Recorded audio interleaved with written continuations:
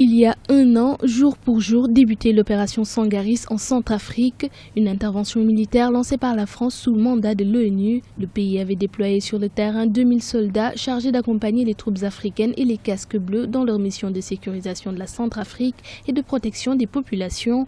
Aujourd'hui, leur mission n'est pas définitivement terminée dans ce pays où le calme reste précaire. La contribution des troupes françaises a été d'une importance capitale dans la gestion de la crise centrafricaine à ses débuts, parce qu'il fallait absolument mettre en place un dispositif militaire capable de rétablir relativement l'ordre dans le pays. Maintenant, sur le plan strictement militaire, la bataille n'est pas terminée parce qu'il y a toujours cette insécurité qui règne dans le pays. Même à Bangui, le calme n'est toujours pas totalement revenu.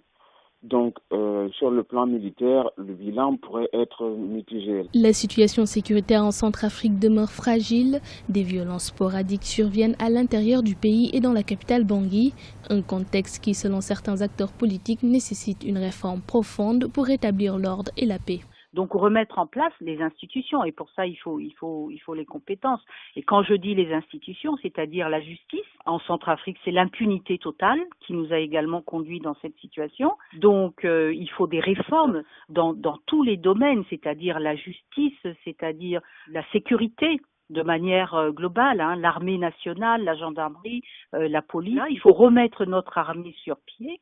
Parce que dans l'armée nationale, nous avons des officiers qui ont été réellement bien formés. Sur le plan militaire, les troupes onusiennes poursuivent leur avancée en Centrafrique. Pour le moment, le retrait de la France n'est pas à l'ordre du jour. Sur le plan politique, la transition va se prolonger.